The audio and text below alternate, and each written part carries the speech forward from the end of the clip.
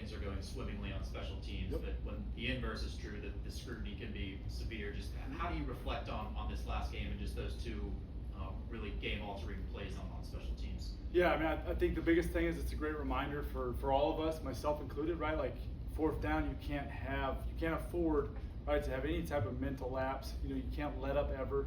Like we talk about dominating fourth down, which that's what we've done.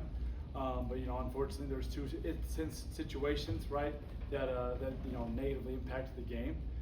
But to me, the thing I love about coaching this team is you come in here on Sunday and everybody's locked in, guys are learning from it. Everybody's picking up the guys that had the issues, encouraging them. And that's ultimately what this is all about, because, it's all about how we respond.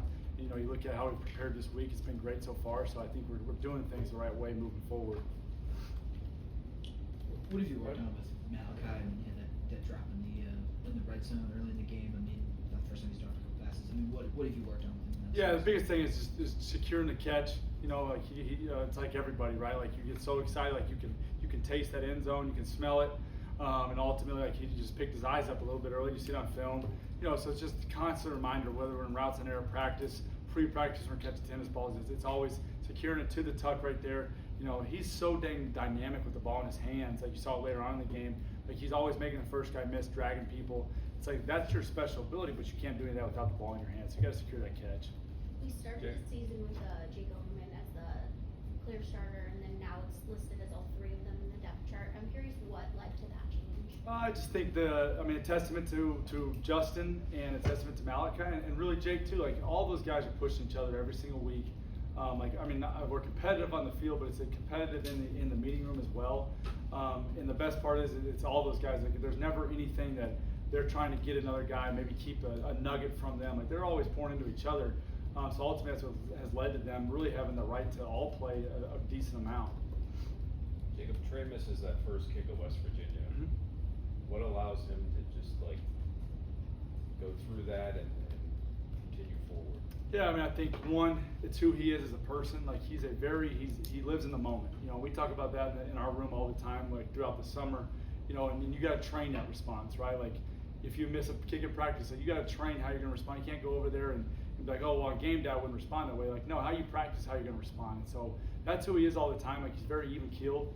And what a great job by him responding in a hostile environment, in a big game with must-need field goals too, right? And so, I think that's just who he is, and we do a good job as a specialist group. Those older guys, like Caleb Junko's obviously been through a lot in his career, so he's able to help him. I know he's talked with Ben, so he's got all kinds of good people in his ears. The fact that Bukowski has hit some field goals from distance at this point through 4 games, I think as long as 46 now. That's right. Is that sample size, do you feel more confident in him now that you've seen that from him, as opposed to maybe just starting out and not exactly knowing what you were going to get? Yeah, I'd be lying if I told you that first game, sending a 17 or 18-year-old guy out there to say like, oh yeah, he's going to make every single one. But I was always really confident in Trey. Like that was one thing I loved about him in the recruiting process. He's a very stoic, poised, competitive guy. He played multiple sports. He was really good at lacrosse. He does motocross and stuff, which he needs to do less of that obviously now. But yeah, that's just who he is. And so now the confidence is through the roof, and he had a great day today, and you can start to see that kind of swagger about him. I think during practice I saw him dancing at one point, so he's starting to get some swagger about himself. At what point do you start feeling comfortable expanding his game range, I guess you said? To me, it's just about the flow of the game too. At the end of the day, offensively, whatever's happening, if we feel like we got a great play for fourth down, then we're going to go there. I think at this point, we feel really good putting him out there up to really anywhere. Obviously up to his max, but yeah, we feel really confident no matter where the ball's at once we get on the plus side of the field. Where's his max at about right now? I don't want to say that. In those situations, like those fourth down situations where decisions have to be made, it's all happening really quick. What's your role? Are you just waiting to get the nod of whether to send the tight ends out or the punt team out? Yeah, Coach Dews will ask before the drive or as the drive gets going. I usually say hey, this is where we got to get to, depending on the wind and the conditions, how it was in pregame, all that kind of stuff. Luckily we've been really blessed, knock on wood, that the wind has been next to nothing in Acrisure, which is rare. But that's usually kind of how it goes throughout the course of the drive.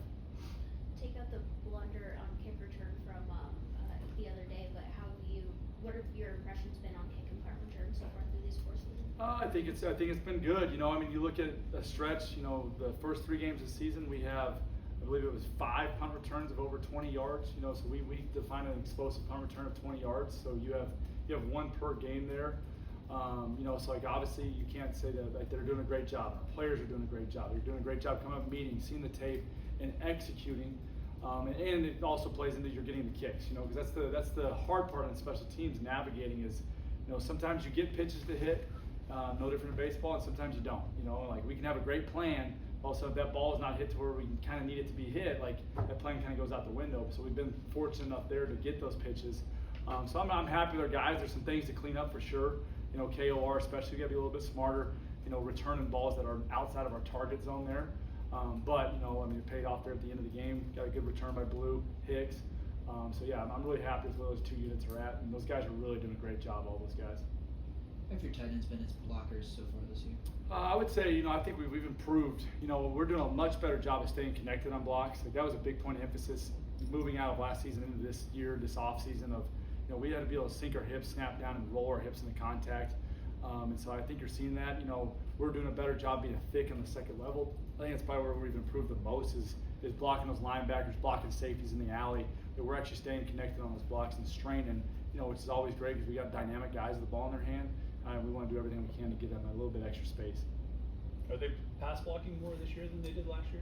We have, yeah, we've been in there a little bit more, you know, and some full slide protection stuff. So they've all done a great job, and kudos to our defensive line. You know, all fall camp, all spring. Like, I mean, we obviously we know we have 9 techniques with our D line, and you know Jimmy Scott and Blaine Spires, and you know those guys. Like, they do a great job giving us looks all season long, and so I mean that's why you see it pay off during the season. Like we're ready to roll because we've done it for 15, 30 practices, spring ball, and fall camp.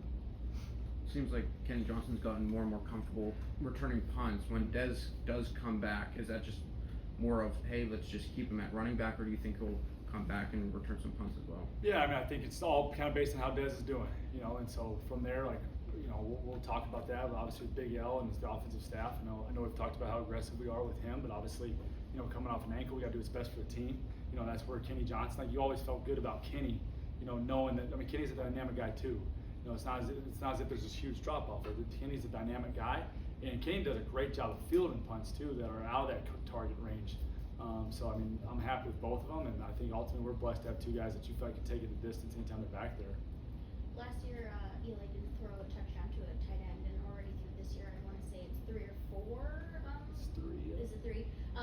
And so what's that been like for you, seeing them get more in the mix, get those touchdowns? I mean, anytime as a coach, you get to see your guys, perform, as hard as they work, and the amount of time that we spend together. I mean, it's euphoric. I mean, it's like seeing Josh Altman score a touchdown, almost makes you cry a little bit, just because he's a special dude. And same thing with Malachi. He's worked so dang hard.